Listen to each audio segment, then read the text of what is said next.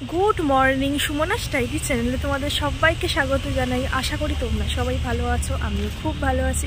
এখন বাজে 8:30। আজকে দেখো কত সুন্দর একদম ঝরঝরে রোদ উঠেছে, মানে ঝরঝর করে রোদ ঝরে পড়ছে, এরকম একটা ব্যাপার। এই কদিন একটু মেঘলা রোদ করে কাটছিল, কিন্তু আজকে সকাল থেকে একদম পুরো তকতক করছে রোদ, পুরো তরতাজা রোদ। তাহলে আজকের দিনটা তো অনেক আগে শুরু হয়ে গেছে, আর বেশি দেরি না করে আজকের ব্লগটাও এখান থেকেই শুরু করে দিই।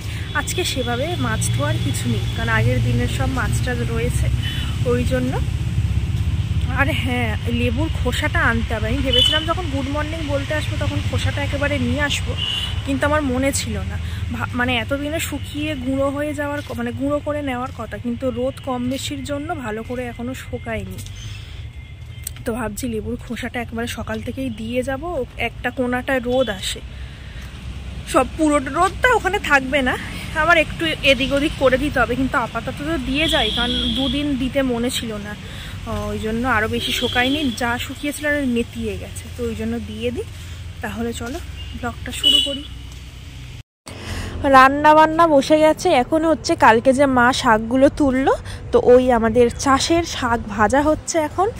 আর এদিকে ধনেপাতাটা কাটা রয়েছে, বেগুন কাটা রয়েছে, মাছটা হবে। আর এখন আমি টমেটোগুলো হলো যে ডাল হচ্ছে ওদিকে দিয়ে দেবো, মানে টমেটো ধনেপাতা দিয়ে ডালটাকে একটু আর কি সিদ্ধ মতো করা হবে, একদম পুরো পাতলা হবে না, আবার একদম পুরো একদম শক্তও হবে না, শক্ত মানে একদম পুরো ঘনও হবে না আর কি, একটু সিদ্ধ মতো করা হবে, শাক ভাজা হবে। আর ওই মাছটা, আগের দিনের যে মাছটা আছে ওইটা হচ্ছে বেগুন দিয়ে তরকারি হবে। 12টা বেজে গেছে, আমি এখন রোদের দিকে যাচ্ছি। আর দেখো আমি হাতে অস্ত্র তুলে নিয়েছি, হাতুড়ি অস্ত্র। এই হাতুড়িটা কিন্তু বেশ সুবিধা, মানে টুং করে কোথাও মারার দিকে বেশ সুবিধা। তো হাতুড়িটা নিয়েছি, তারও একটা কারণ আছে, কারণ আমি বাদাম ভাঙবো। ছোটো ছোটো যে কাঠ বাদাম হয় না গাছের, মানে গাছের যে বাদামগুলো, ওইগুলো মা অনেক দিন ধরে এই আশেপাশে পাখিতে ফেলতো, গুঁড়িয়ে এনে রেখেছিল।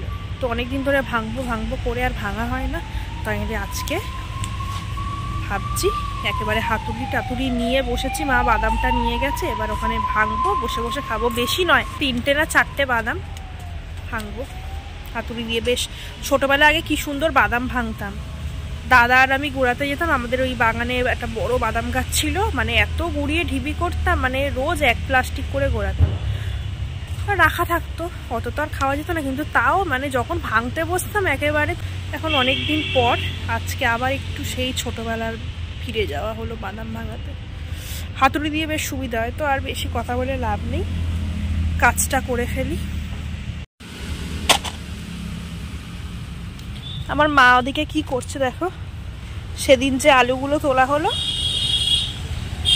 সে যে ওই গুঁড়ি কচু, আবার অনেকে গাঁঠি কচু বলে, তো ওই যেগুলো তোলা হয়েছে মা এখন রোদে বসে বসে এগুলো ছাড়াচ্ছে। গায়ে বালিও লেগে রয়েছে, মানে মাটি, এগুলো ছাড়িয়ে রাখছে তাড়াহুড়ো করে, ধোয়া মানে ধুতে সুবিধা। এই মূলগুলো আবার বসিয়ে দিলে আবার, আর এই যে মূলটা গাঁঠি কচুর মূল, ওগুলো বসিয়ে দিলে আবার ওখান থেকে বেরোবে। অনেক কটাই হয়েছে বলো, গোল গোল 6টা গাছ তো মনে হয়, 5টা গাছ, তার মধ্যে কতগুলো হয়েছে। মা তাই এখন রোদে বসে বেশ কাজ করার মজাই আলাদা। ছাড়িয়ে রাখছে, পরে ধুয়ে নেবে। আর এদিকে আমার দেখো লেবুর খোসাগুলো না শুকাচ্ছিল না ভালো করে, তাই জন্য পেপারে পেতে দিয়েছি, মানে বিছিয়ে দিয়েছি, এবার আর কি তাড়াতাড়ি শুকিয়ে যাবে। আর আমি এবার বাদামটা ভাঙি। ওদিকে কই তোমার বাদামগুলো? ওই রে, এই তো বাদামগুলো রয়েছে, ভেঙে নেবো। 3টে রয়েছে, আগে অনেক পড়তো বাদাম, হ্যাঁ না, গাছপালা নেই। পাখি টাকি কোথাও যদি এনে টেনে ফেলে, হ্যাঁ গাছপালা নেই, কোথাও থেকে দূর থেকে নিয়ে এসে একটা আধটা ফেললো। সেই ছোটবেলায় ভাঙতাম, কত বছর আগের জিনিস এখনো ভাঙছি। কবে থেকে বলছি ভেঙে নিয়ে, খেয়ালে থাকে না। হাতুড়ি দিয়ে বাদাম ভাঙার আগে ইট ভেঙে গেল। বাদাম ভাঙার আগে ওটা থাক না, যেরকম চাপা আছে থাক না, কি আছে, আবার জোড়াতে হবে না, সরিয়ে দিয়েছিস। কায়দা করতে করতে আমার সবসময় সময় চলে যায়।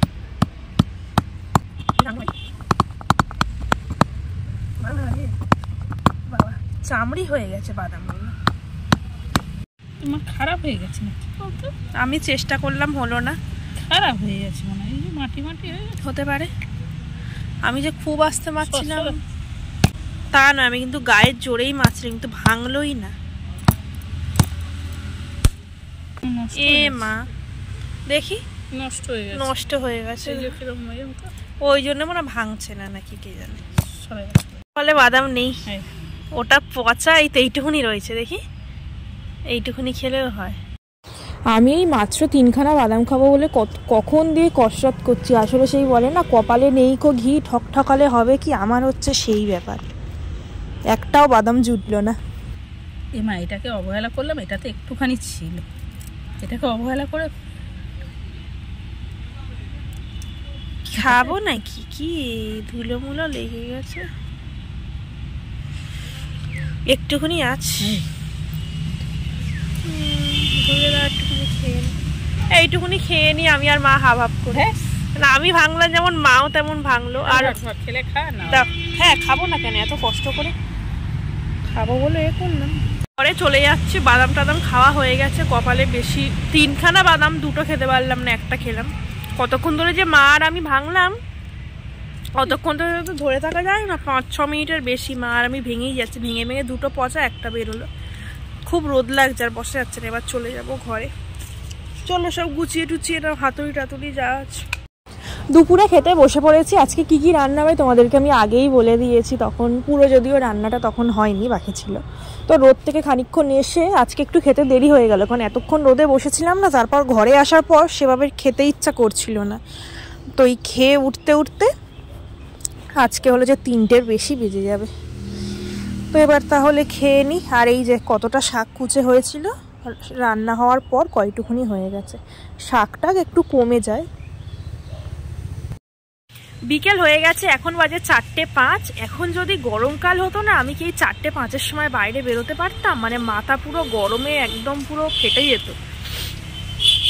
তো এখন শীতকালের বেলা বলে একটু 4টেতেই রোদ অনেকটা কমে গেছে। আমি এখন এই বাইরে একটু ঘোরাঘুরি করছি।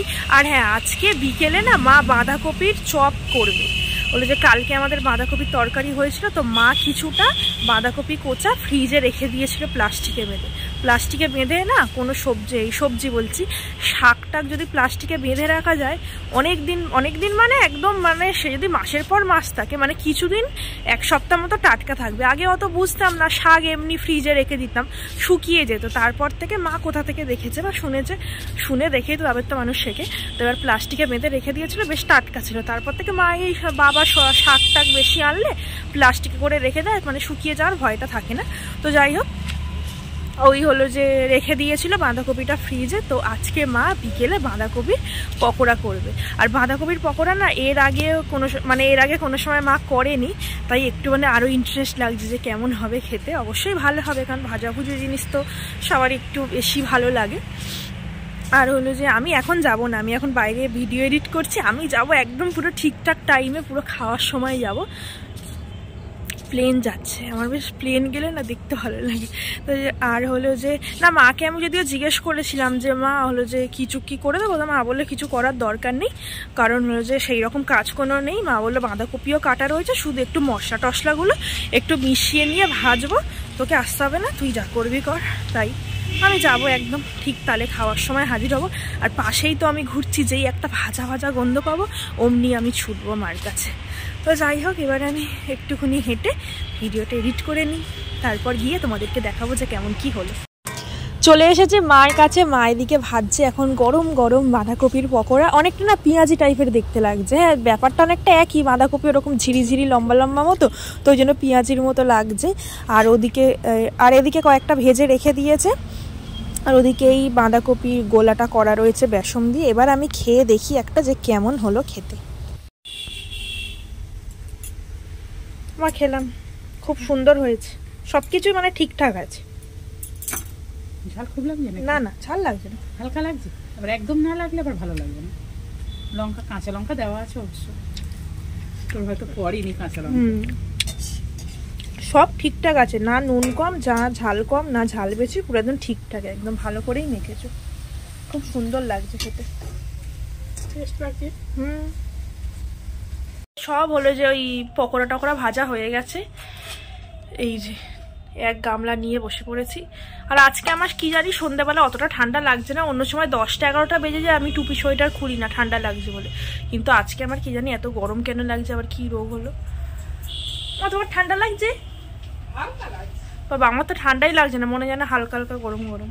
এক সময় কি হয়, রোদ উঠে যায়, আমি হলো যে সোয়েটার টুপি জড়িয়ে থাকি। এখন সন্ধেবেলা কাঁপার কথা, আমি সেই জায়গায় কোনো কিছু গায়ে দিইনি। এবার দেবো, কারণ এরকম অবহেলা করলে আবার ঠান্ডা লেগে যাবে।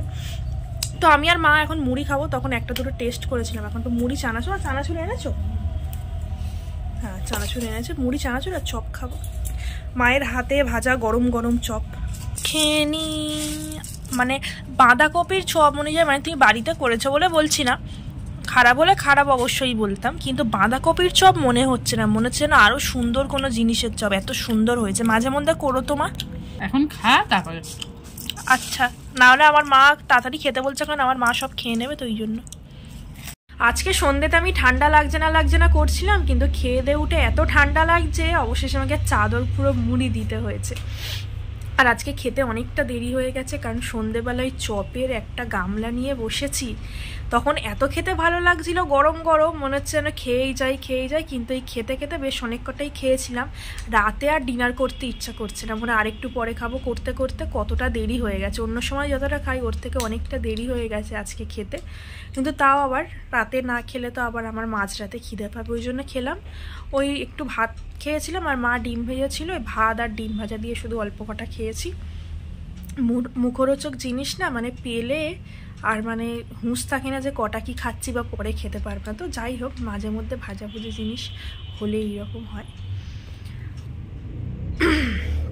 এখন এই ডিনার করা হয়ে গেছে, তাহলে আজকের ব্লগটা আমি এখানেই শেষ করছি। এমনিও আজকে অনেকটা দেরি হয়ে গেছে খেতে। আশা করি তোমাদের আজকের দিনটা খুব ভালো গেছে, কালকে আরও ভালো যাবে, এই শুভকামনা নিয়েই আজকের ব্লগটা এখানেই শেষ করলাম। আমার ভিডিও যদি তোমাদের একটুও ভালো লেগে থাকে তাহলে লাইক, কমেন্ট এবং সাবস্ক্রাইব করে দিও। আবার দেখা হবে নতুন একটা ব্লগের সাথে। তোমরা ভালো থেকো, সুস্থ থেকো, গুড নাইট, টাটা।